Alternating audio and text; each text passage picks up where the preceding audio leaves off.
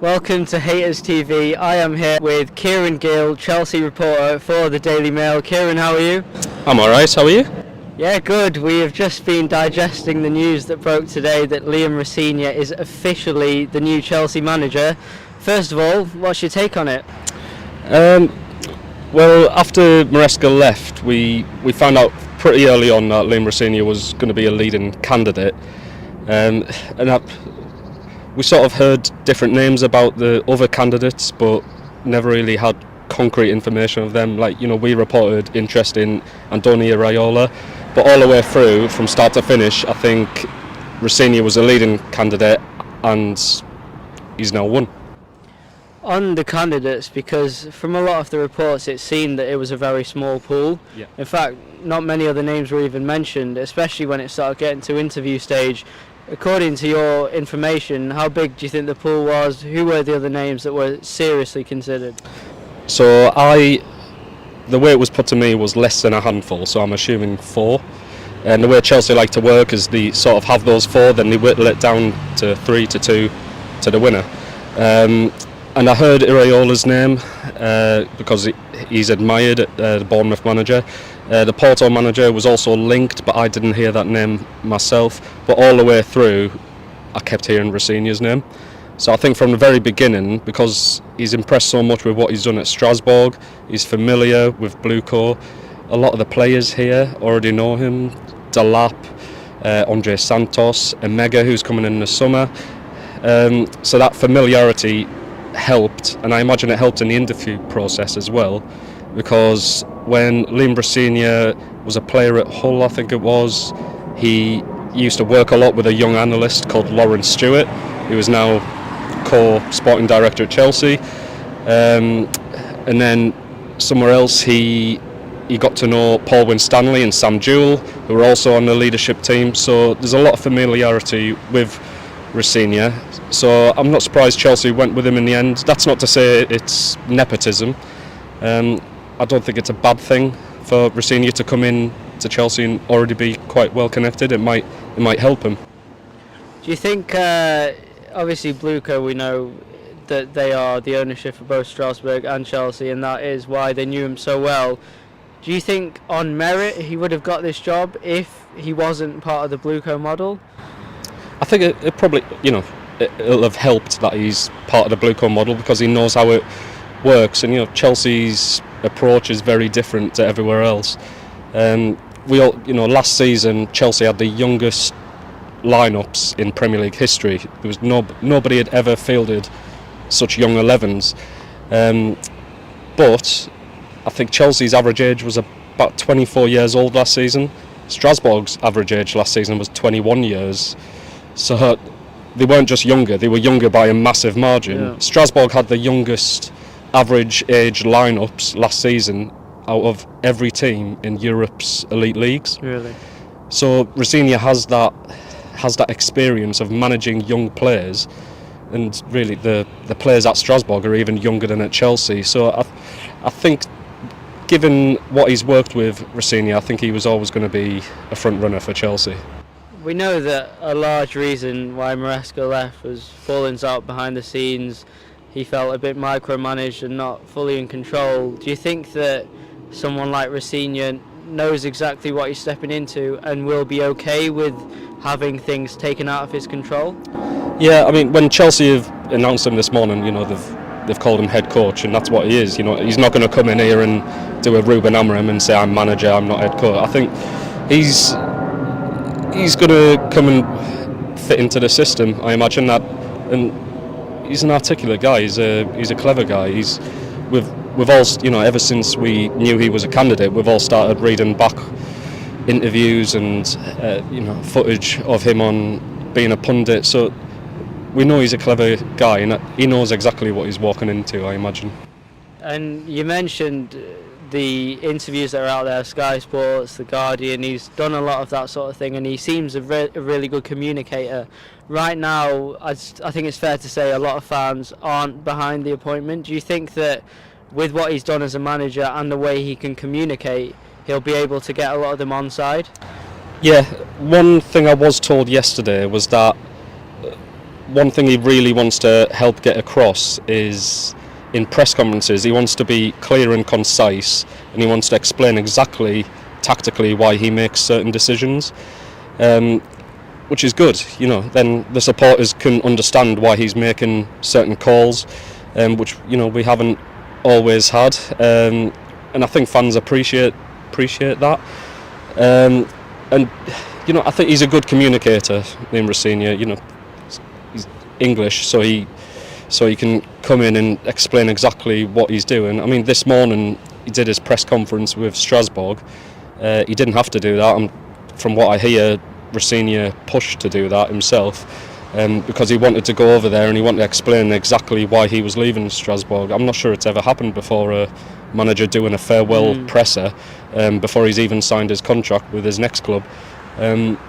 So I think that told us that Rosinha's a nice guy, and now he has to prove his coaching credentials to Chelsea fans. But when he's speaking through the media at his presses, I'm told he really wants to try and explain his tactics and why he makes certain decisions. And it's interesting timing that he's joining Chelsea. Obviously, still very much the start of the January transfer window. We know as well with Maresca, some things like he wanted a centre-back replacement for Colwill. That never happened. Now with the squad the way that it currently is, Rosinha just coming in, there's still over 20 days left of the January transfer window. Do you think Chelsea could look to be doing any business? I haven't heard that Chelsea are going to change their approach to this January window, and that approach was we're not planning on making it a big one. They'll be reactive. They'll be on alert for opportunities, but they're not going into it thinking, right, we need to get that massive midfielder now, we need to get that striker or whatever. From what I hear, then it's going to be a quiet one unless they're forced into making decisions. And Rosinha is going to come in, and he won't just be gifted players. They will ask his opinion. Maresca was asked his opinion. Garnacho, for example, they broached that by Maresca, and he agreed it was going to be a good signing. But we do know Maresca probably would have liked a bit more power or a bit more say. I remember once rocking up a bit early for a presser, and Maresca was getting out of his car with his young son. So we had a brief chat, and I said, "Oh, is this your new signing?" He's just a young lad. He was already wearing a Chelsea tracksuit. And Maresca said, "Yeah, it's the centre back I wanted." so he's clearly he did want a centre back.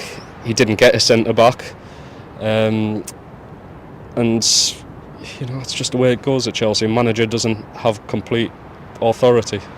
And in terms of outgoings in January, have you got any update on Raheem Sterling, Disasi, anyone else who could be either loaned out or sold? Ideally they'd like to get rid of, maybe that's not too kind of a way to put it, but they'd like to help Disasi and Sterling move on, because they're not playing for the first team. They need to go elsewhere, ideally. Tariq George, I can see leaving this month. Shimueka maybe to go and get some senior minutes. But I haven't heard any of those killer names that they're trying to get rid of, because Chelsea are fairly happy with their squad. From what I hear, they think it's good enough to get top 4, top 5 finish for that Champions League football. So they're not planning on making major changes in this January, but there are a few players who they could do with getting off the books. And one player who has obviously been out of the radar for a long time, Mykhailo Mudryk.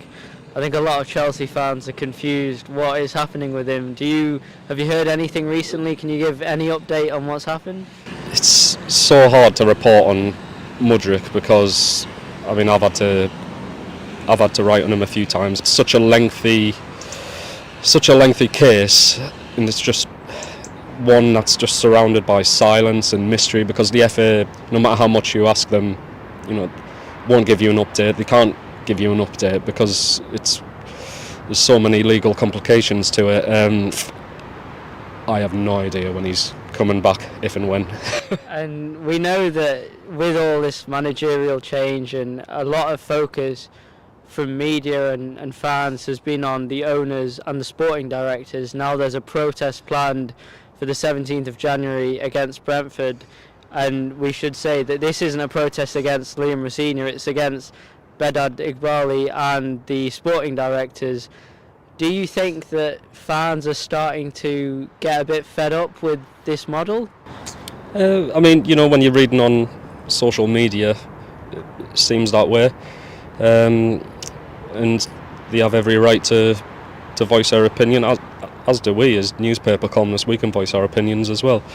And you know, I'm sure it'll be taken note. I'll be at that game, so it'll be interesting to see how big it is, because I was at the last protest. I can't remember what game that was before, but I was there, and that did gain some traction. So it'll be interesting to see how that one goes and whether anything comes of it. Since this new ownership have taken over, they've obviously got rid of Tuchel, brought in Potter, then Pochettino, then Enzo Maresca, now it's Liam Rosenior. It's been a lot of change. It's been 3.5 years now, over that, since the new owners took over. You know, almost £1.5 billion spent. How much rests on Liam Rosenior? Not obviously all the pressure on him, but on the appointment of him for the owners. How big a decision is this? Yeah, I mean, you know, when they appointed Enzo Maresca, he signed a 5-year deal plus the option of an extra year. I think there's a fair few within Chelsea who would say that was a successful appointment, because they got into the Champions League, they won the Conference League, they won the Club World Cup, and you know, for the next 3 or 4 years they're going to be playing with a badge on their shirts that tells everyone we're the world champions. So I think for that first season at least, Maresca was good for Chelsea and Chelsea were good for Maresca. So I don't think that was a disaster of an appointment. You know, Liam Rosenior's coming in, and they'll hope it goes as well, but that he gets to stay for even longer, because I know they've announced it as 2032, so that's 6.5 years. Yeah. But from what I've been told, it's 5.5 years, but with a year option. And they'll hope he does as well, if not better, and you know, because they want that stability. That's why they're giving out these longer contracts than the ones that they gave to Pochettino, for example, because they want that stability. They want the team to grow together. It's a young side, and now they've got a young manager. They want that sustained success.